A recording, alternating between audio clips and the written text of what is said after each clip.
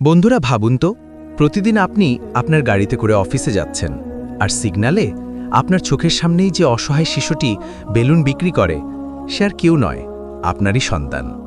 শুনতে অবিশ্বাস্য লাগছে, তাই না? এটি রূপালী জীবনের সত্যি ঘটনা।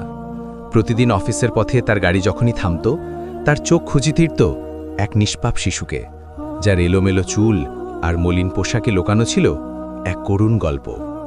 রূপালী জানতেন না এই ছেলেটির সঙ্গে তার সম্পর্কটি শুধুমাত্র সহানুভূতি আর স্নেহের নয়, বরং রক্তের। কিন্তু ভাগ্যের নির্মম পরিহাসে একদিন ছেলেটির জীবনে এক ভয়াবহ দুর্ঘটনা ঘটে, আর তখনই প্রকাশ্যে আসে এক চরম সত্য। রূপালী জানতে পারেন যে শিশুটির জন্য তার মুখ এতদিন কেঁদেছে, সে আর কেউ নয়, বরং তারই সেই সন্তান, যাকে 8 বছর আগে তাকে বাধ্য হয়ে ছেড়ে আসতে হয়েছিল। কেন রূপালীকে নিজের সন্তানকে ছাড়তে হয়েছিল? এরপর কি ঘটেছিল? সেই নির্মম দুর্ঘটনার পর রূপালীর স্বামী যখনই সত্যিটা জানতে পারেন, তখন তাদের জীবনের মোড় কোন দিকে ঘুরে যায়? সম্পূর্ণ গল্পটি জানতে হলে ভিডিওটি শেষ পর্যন্ত দেখুন। ভিডিওতে এগিয়ে যাওয়ার আগে আপনাদের সকলের কাছে অনুরোধ, ভিডিওতে একটি লাইক করে দিন এবং আমাদের ইউটিউব চ্যানেলটি সাবস্ক্রাইব করে নিন। এই কাহিনীটি দিল্লির এক ব্যক্তি, যার নাম অর্ণব। তার নেহেরু প্লেসে একটি কম্পিউটারের দোকান ছিল। সে বদরপুর বর্ডারের কাছে থাকত। এখন সে প্রতিদিন বদরপুর থেকে তার গাড়িতে করে তার স্ত্রী, যার নাম রূপালী, তার সঙ্গে বসে তার দোকানে আসত।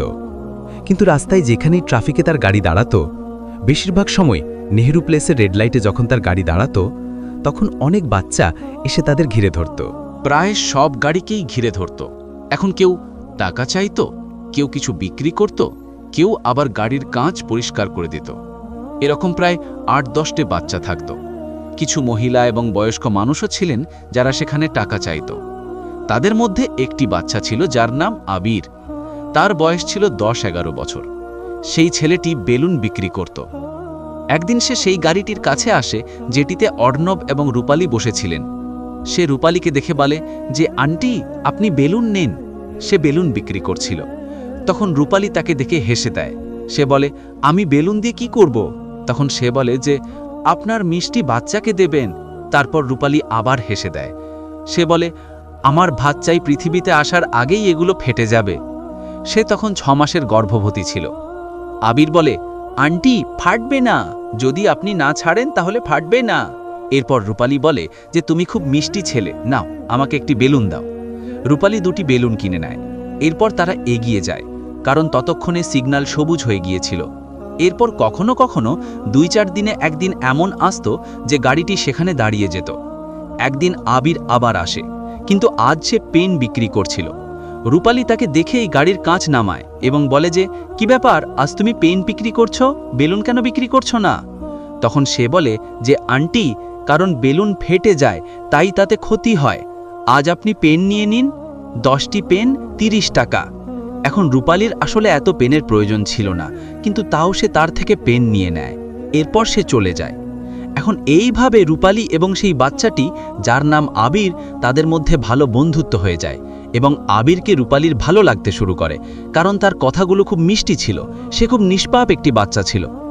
যখনই সে আসতো, রূপালী কিছু না কিছু তার থেকে কিনেই নিত এবং পরিবর্তে চুপি চুপি 200 টাকা ধরিয়ে দিত।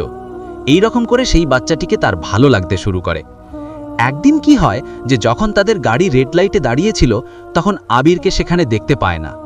রূপালী তাকেই দেখছিল, কারণ সে চাইতো যে যদি আমার গাড়ি এখানে দাঁড়াতো আর আমি এই বাচ্চাটির সাথে কথা বলতে পারতাম। এখন যেই গাড়ি দাঁড়ায় আবিরকে দেখতে পায় না, তখন অন্য 2-4টি বাচ্চা আসে।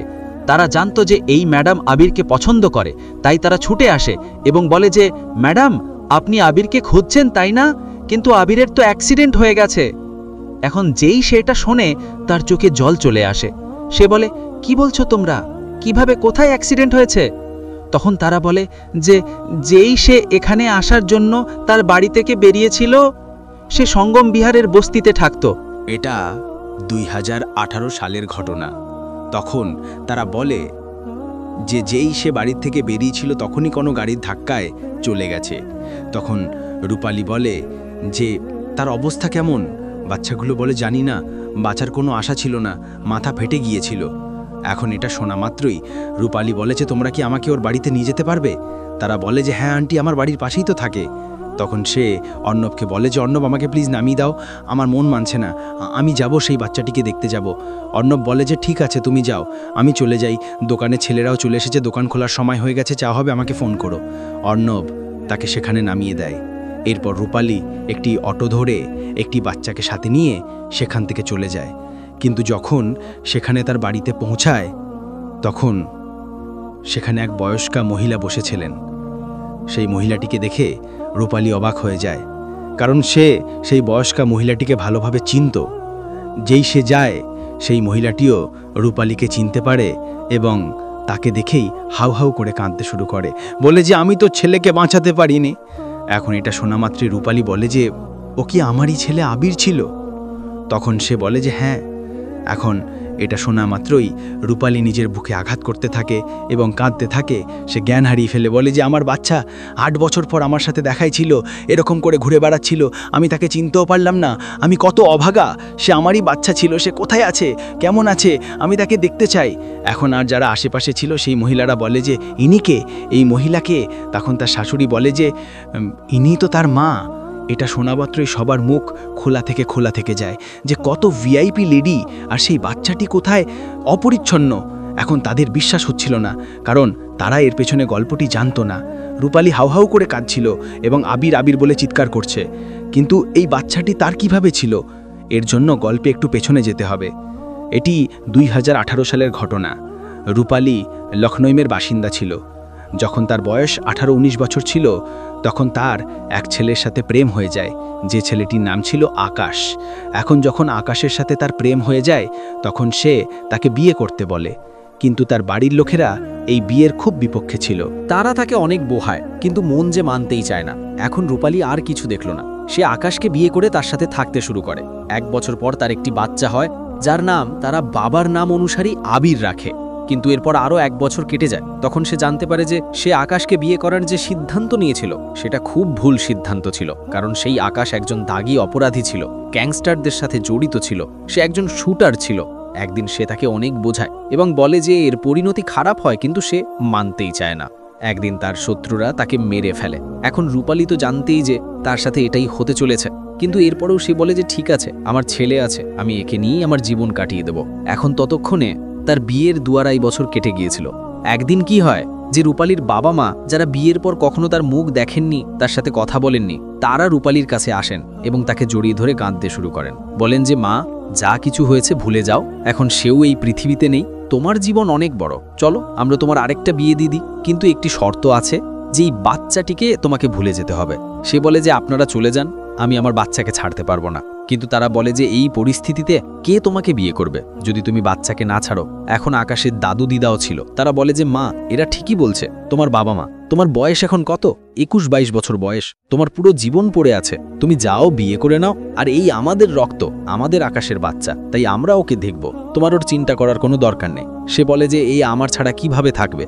এখন ওর বয়স 1.5 বছর, আর আমিও তো ওর ছাড়া থাকতে পারবো না। কিন্তু এখন সে এত কিছু সহ্য করে এসেছিল যে তাকে অনেক কিছু চিন্তা করার পর আবিরকে ছাড়তে হয়, এবং এরপর সে তার বাবা মায়ের সাথে নিজের বাড়িতে চলে যায়। কিন্তু যখন সে যাচ্ছিল সে এমনভাবে কাঁদছিল যে সেখানে যত লোক ছিল সবাই কাঁদতে শুরু করে। তারপর সে চলে যায় এবং এরপর তার বাবা মা তাদের মেয়ের জন্য খুব ভালোবাসা রাখতেন, কিন্তু তার ভুলের কারণে তারা তাকে ছেড়ে দিয়েছিলেন। কিন্তু এখন তার জন্য একটি ভালো ছেলে খুঁজতে শুরু করেন। তাদের পরিচিত কেউ একজন তাদের অর্ণবের ব্যাপারে জানায়, তো দুজনেই দুজনকে দেখে এবং পছন্দ করে নেয়, এবং এরপর বিয়ে ঠিক করা হয়। কিন্তু বিয়ে করার সময় এই সমস্ত কথা, তার অতীতের জীবনের সমস্ত কথা লুকানো হয়।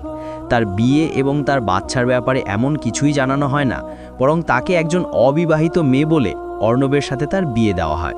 অর্ণবের পরিবার দিল্লিতে থাকত, তাদের বেশ ভালোই শিক্ষিত পরিবার ছিল। রূপালীকে বিয়ে করে অর্ণব খুব খুশি হয়, কারণ রূপালী খুব সুন্দর ছিল এবং একই সাথে জীবনে এত কষ্ট পেয়েছিল যে সে বুঝদারও হয়ে গিয়েছিল।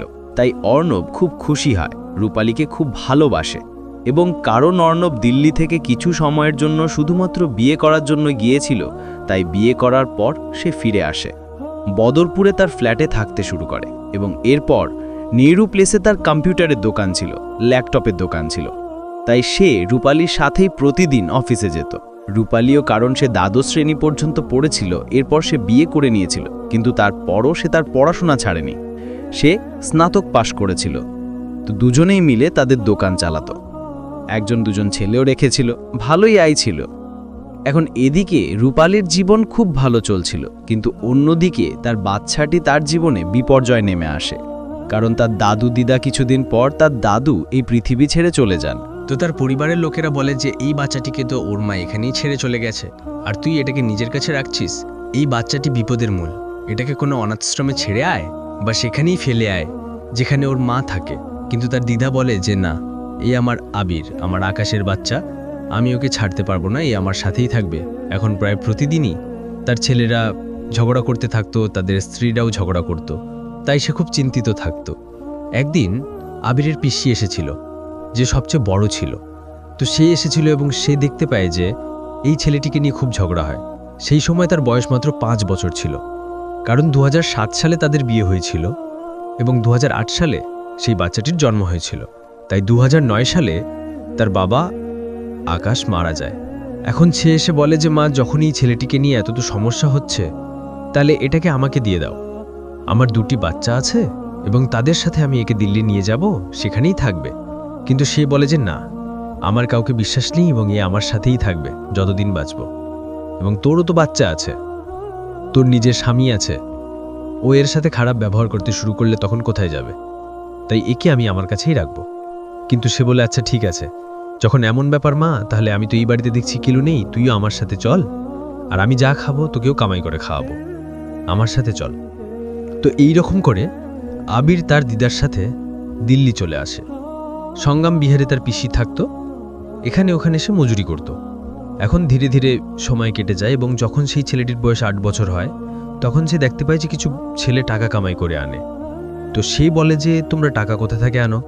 তখন বাচ্চাগুলো তাকে বলে যে আমরা যাই এবং দিল্লির রাস্তায় রেড লাইটে যেখানেই হয় সেখানে গাড়ির লোকেরা আমাদের টাকা দেয়, আমরা তাদের কাছে চাইনি, তাই তারা দিয়ে দেয়।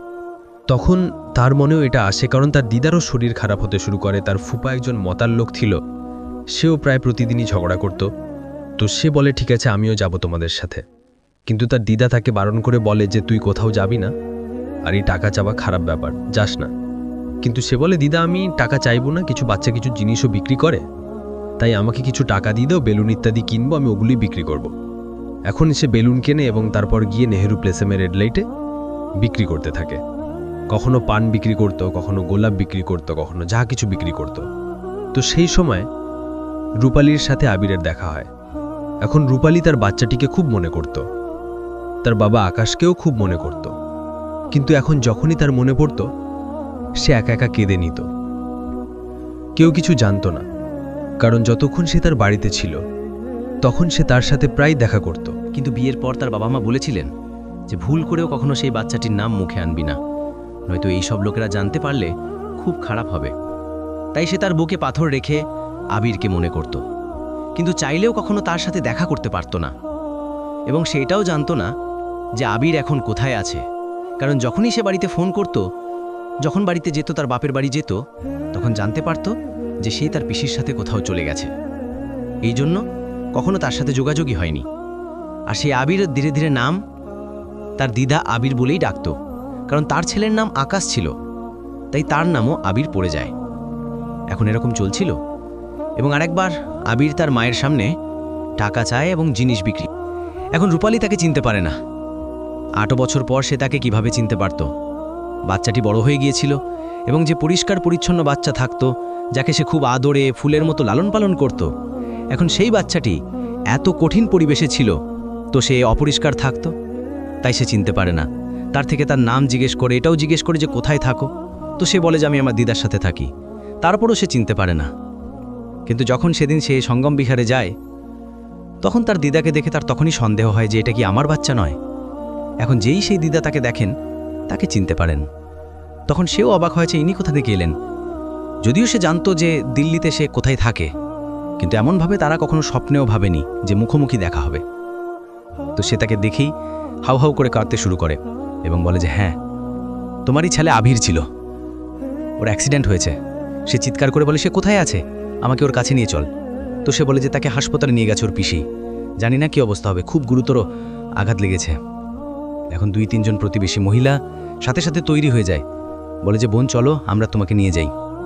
তাকে সফদরজং হাসপাতালে নিয়ে গিয়েছিল। সাথে সাথে তারা সেখানে পৌঁছায়।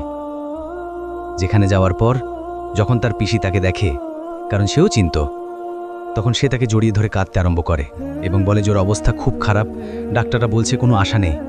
সে বলে এরকম হবে না, দোয়া করো, সে আমাকে ছেড়ে যেতে পারে না। এখন যখন সব কথা হয় 4-5 ঘন্টা কেটে যায় এবং সে আইসিইউতে ছিল, তার কোনো খবর নেই। এদিকে অর্ণব বারবার ফোন করছিল, কারণ তার চিন্তা হচ্ছিল।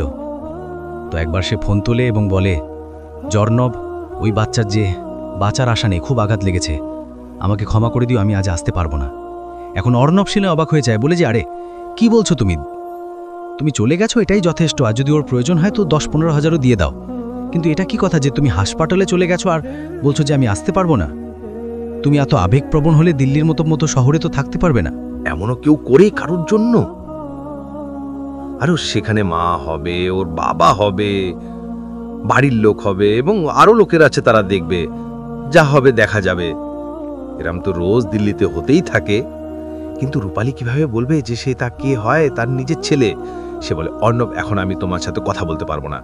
এরপর সে বলে, আমাকে ক্ষমা করে দাও। এরপর সে ফোন সুইচ অফ করে দেয়। এরপর 2 দিন কেটে যায়। 3য় দিন আসে, তারা সেখানেই ছিল।